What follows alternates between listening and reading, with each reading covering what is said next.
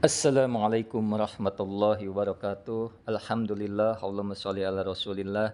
Sahabat semuanya yang dimuliakan oleh Allah Subhanahu wa taala, kita melanjutkan kajian kita di dalam kitab Fathul Qorib, masih membahas terkait tentang jenazah. Qala al-musannif wa syari'u rahimahullahu taala wa nafa'ana bihi wa bi ulumihi fi darini amin. Wa yudfanu dan dikubur. Al-maitu siapa mayit? Fi lahdin di dalam lahat, mustaqbilal kiblah hal dalam keadaan menghadap kiblat. Nah, ini telah kita ketahui bahwa dikubur mayit dalam hal wajib menghadap kiblat. Wal lahdu adapun lahat bi fathil lami dengan lamnya di fathah wa dhammiha dan juga lamnya bisa juga di dhammah. Al-luhdu bisa lahdu bisa al-luhdu. Wa sukunil ha'i dan haknya disukun lah. Nah, ma perkara atau sesuatu yuhfaru yang digali apa ma fi asfali janibil qabri di bawah sisi kubur. Min jihatil kiblah dari arah kiblat qadrama dengan seukurannya ma yasa'u yang memuat apa ma al maita pada mait wayasturuhu dan menutupi apa ma hu pada mait. Jadi lahat bisa disebut lahdun, bisa disebut luhdun. Nah, apa itu lahat? Nah, sesuatu yang digali dari bawah sisi kubur. Ini sudah maklum ketika kita menguburkan jenazah, maka di sisi kubur. Di sisi kubur bukan di tengah, di sisinya digali lagi lubang untuk mayit. Nah, dari arah kiblat. Nah, seukuran sesuatu yang memuat. Seukuran sesuatu yang memuat pada mayit. Jadi galian yang kita tanah yang kita gali, maka ukurannya memuat pada mayit. Mayit muat diletakkan di situ dan dapat menutupinya mayit. Nah, wadafnu dan adapun mengubur fil lahdi di dalam lahat afdalu adalah lebih utama min dafni dari mengubur fi syikki di dalam syak. Nah, jadi mengubur pada lahat itu lebih utama daripada mengubur di dalam syak atau syik. In solubatil ardu jika keras apa bumi atau tanah. Nah, jika buminya keras, keadaannya tanahnya keras, maka yang lebih utama adalah di dalam lahat. Nah, lahat. Namun ketika tanahnya mudah longsor, maka yang lebih utama adalah jenis syik. Wasyikku dan adapun syik ayyuh faro itu digali apa syik fi wasatil qabri di tengah kubur. Nah, sekarang jenis yang kedua adalah syik. Apa itu syik? Yang digali di tengah kubur.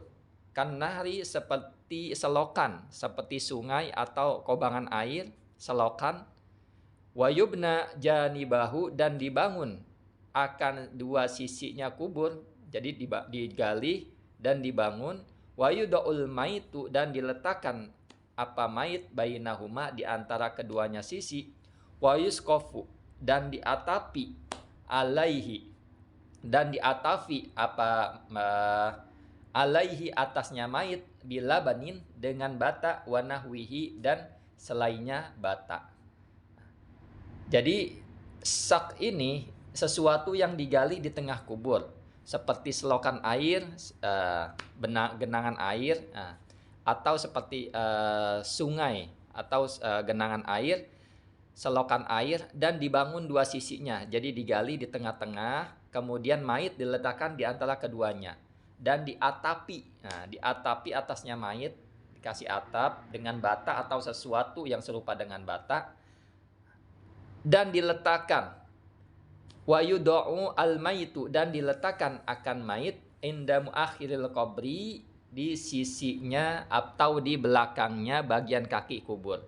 Jadi mayit ketika mau diletakkan di dalam liang lahat, dimasukkan mau ke dalam liang lahat, maka posisi mayit berada di bagian kaki kubur. Nah, bagian kaki di sisinya kubur. Artinya ketika mau diletakkan bagian pala dahulu, tapi mayitnya berada di bagian kaki. Wa fi badin nusahi, dan di sebagian naskah ba'da mustaqbilil kiblah, setelah mustaqbilil kiblah, ziyadatun, adapun tambahan.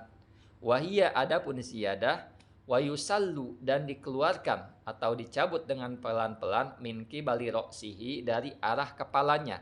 Nah, diletakkan mayit, mau diletakkan di liang lahat, maka ditaruhnya mayit tersebut pada kakinya bagian kubur tersebut. Ketika dia dicabut, maka yang dicabut adalah kepalanya dulu. Kepala mayit, kepala langsung dibawa ke kuburan dan liang lahat tersebut. Salan, dengan pengeluaran, birifkin, dengan lembut, wala bi'anfin, dan tidak keras, tidak kasar. Jadi cara mengeluarkan mayit, dikeluarkan dari arah kepalanya, kepala dahulu, dengan pengeluaran yang lembut dan tidak kasar dan tidak keras. Wa yaqulu, dan berkata, alladzi, siapa seseorang, yulhiduhu, yang memasukkan ke dalam lahat, siapa seseorang, hu, pada mayit. Apa yang dikatakan orang yang memasukkan mayit ke dalam lahat? Bismillahi wa ala millati Rasulillahi sallallahu alaihi wasallam. Ini doanya ketika kita mau memasukkan mayit ke dalam liang lahat, doanya Bismillahi wa ala millati Rasulillahi sallallahu alaihi wasallam. Wa yudja'u, dan dibaringkan siapa mayit, fil qabri, di dalam kubur, ba'da, setelah, ayu ammako, digalih qomatan, digalih apa kubur, qomatan, hal dalam keadaan tegak, wabastotan, dan hal dalam keadaan luas atau membentang. Artinya galihan kubur tersebut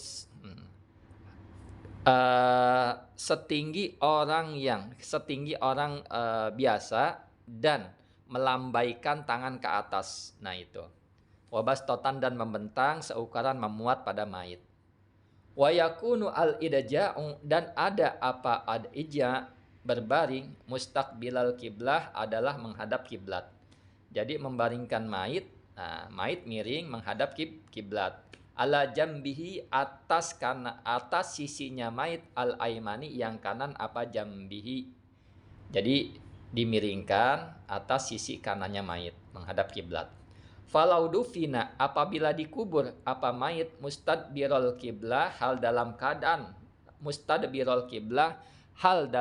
membelakangi mayit, membelakangi kiblat, au mustalqiyan, atau dalam keadaan celentang, nubisha, maka digali apa kubur, wawujiha, dan dihadapkan apa mayit, lil kiblah, untuk menghadap kiblat, malam yataghayyar, selama tidak berubah apa mayit.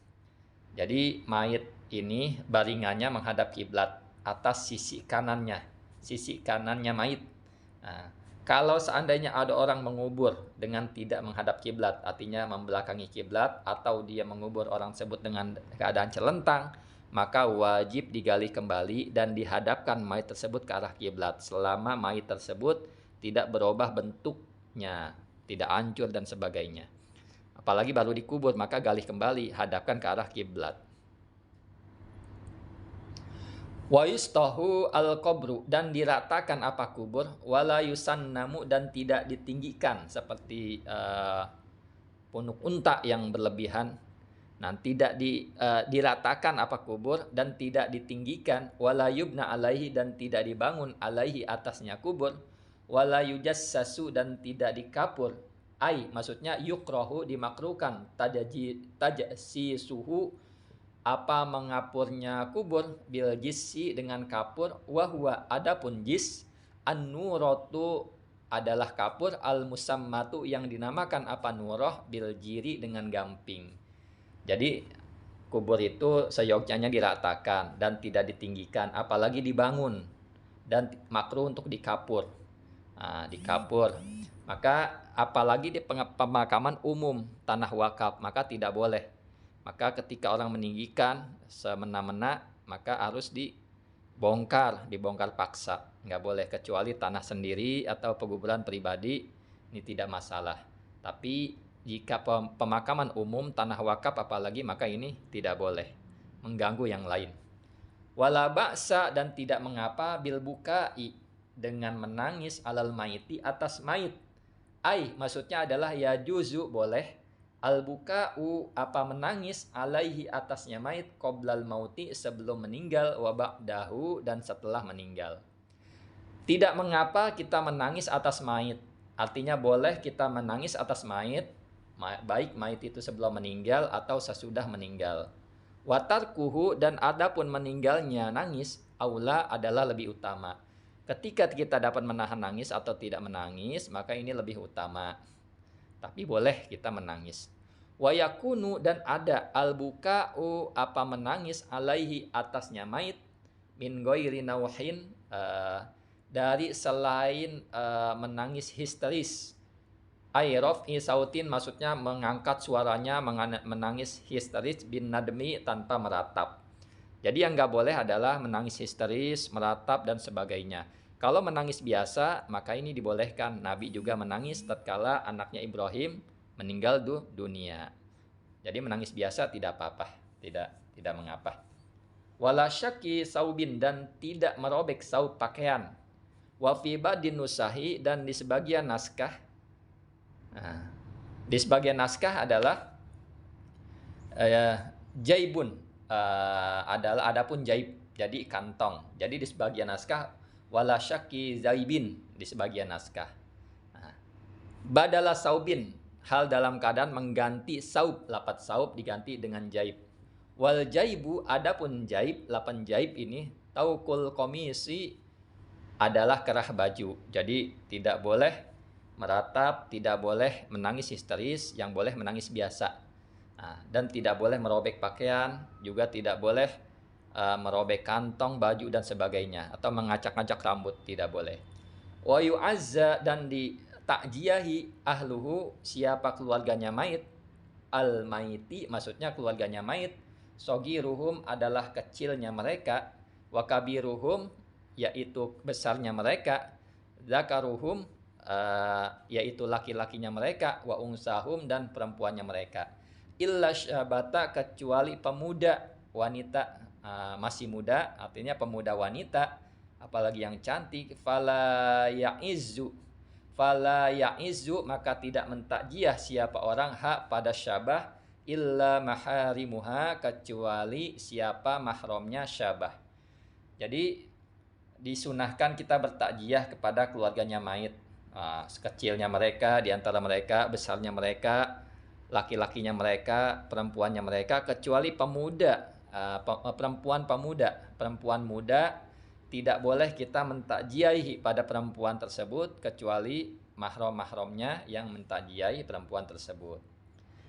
Jadi nggak sembarangan, dia cantik kita takjiah, kita hibur, namun kita ada perasaan yang tidak disyariatkan dalam Islam. Wa ta'jiyatu, dan adapun takjiah sunnatun, hukumnya adalah sunnah. Qabla dafni, sebelum mengubur, sebelum dikubur, wa ba'dahu, dan setelah mengubur. Jadi takjiah itu hukumnya sunnah, baik itu sebelum dikubur maupun sesudah dikubur. Namun ada batasan hari di sini. Ila salasati ayyamin min ba'di dafnihi, sampai 3 hari dari setelah penguburannya mayit. Jadi batasnya 3 hari. Dalam keadaan normal kita boleh bertakjiah kepada keluarganya mayit, baik itu sebelum dikubur atau setelah dikubur, namun 3 hari batasannya, kesunahannya. Apabila lebih dari 3 hari dalam keadaan normal, itu dimakruhkan. Ingkanal mu'azza, apabila ada yang ditakjiahi, wal mu'azzi, dan yang mentakjiah, hadiraini, adalah dua-duanya hadir, artinya tidak ada saling jauh, yang satu tidak mukim, yang satu tidak safar, dua-duanya ada di tempat. Ini hukum normal, dia boleh selama 3 hari, artinya dalam keadaan berlaku sampai 3 hari. Ketika 3 hari berikutnya maka menjadi makruh. Fa in kana ahaduhuma, apabila ada siapa ahaduhuma, salah satu keduanya, baik yang ditakjiah atau yang mentakjiah, goiban, adalah goib, orang yang safar atau orang yang tidak ada, imtaddat maka memanjang at-ta'jiyatu apa ta'jiyah ila hudurihi sampai hadirnya ahad. Nah, pengecualian jika salah satunya tidak hadir atau yang mentakjiyah tidak hadir, tidak ada di tempat, mungkin di luar kota, maka memanjang takjiyah ini sampai hadirnya si ahad tersebut. Ketika sudah hadir di tempat, dia langsung bertakjiyah kepada kawannya yang terkena musibah.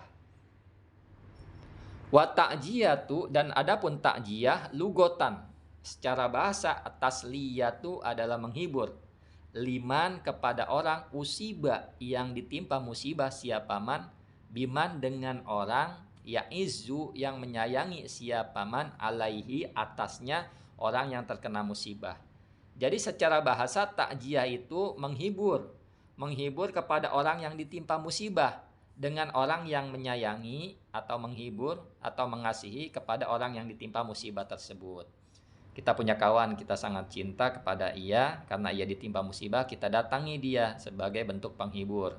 Penghibur, menenangkan hati mereka. Wasyar'an dan secara syariat, apa itu takjiyah? Al-amru adalah perintah bisobri dengan kesabaran, dengan bersabar, wal hasu dan anjuran alaihi atasnya orang, biwa'dil ajri, maksudnya wal hasu dan menganjurkan alaihi atasnya sabar, biwa'dil ajri dengan janji pahala.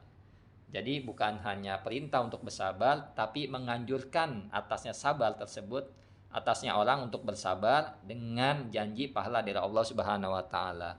Wa du'a'u dan bisa juga doa lil maiti untuk mayit bil magfirah dengan ampunan. Kita mohon ampun untuk kepada Allah agar Allah mengampuni si mayit.